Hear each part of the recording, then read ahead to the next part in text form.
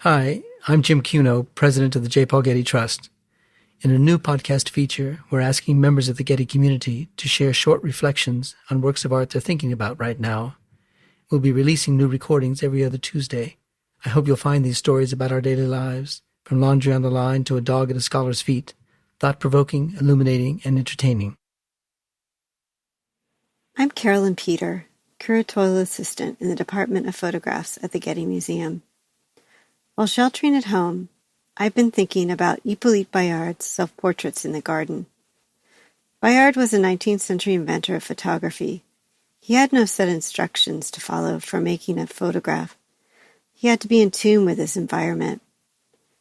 To make an image, he collaborated with the sun, photosensitive chemicals, thin sheets of writing paper, his lens, and his subjects. Like Bayard, I've been paying attention to the shifting patterns of light through the day and the seasons. I am lucky enough to have an outdoor space just beyond my back door.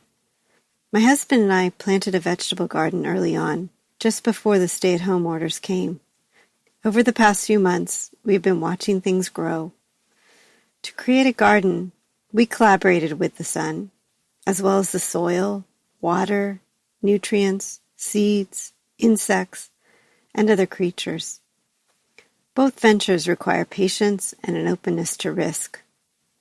We had a vision, but we humbly had to leave much up to nature. Bayard placed himself in the garden for his self-portraits because natural light was a necessity for photography in the 1840s, but also because it was one of his favorite places. He too loved gardening. It was in his blood. His father was renowned for his peaches. A legend tells of how he imprinted his initial B on the fruit by placing cut paper over them as they were ripening on the tree. It is said that this is how Bayard first learned about the sun's power to imprint, and eventually led to his photographic experiments. In one of Bayard's self-portraits, he leans on a wooden cask, perhaps a 19th century version of a rain barrel. He is surrounded by familiar gardening tools: a watering can, flower pots, a ladder, and a trellis. I can't see his feet under the foliage. It's as if he has sprouted out from the earth. I identify with this feeling of connectedness to a place.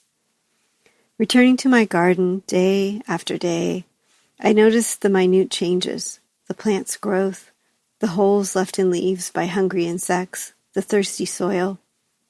Bayard's self-portraits were some of the first photographs of human beings ever made. Seeing an image of himself emerge on the page must have been magical. Such a revolution took place in the quiet chamber of Bayard's camera in the middle of his garden. In the midst of this COVID-19 pandemic, so much is happening in the stillness of my garden. Seeing a passion fruit start from a bud, transform into a space-age flower, then into a green orb that turns a deep reddish purple, fills me with wonder. I find great comfort in cradling a warm tomato in my hand, monitoring a peach on my windowsill as it ripens with a paper letter C pinned to it, and watching the sun continue on its steady course through the sky. To view Hippolyte Bayard's Self-Portrait in the Garden, made in Paris, France, around 1847, click the link in this episode's description or look for it on getty.edu/art/collection.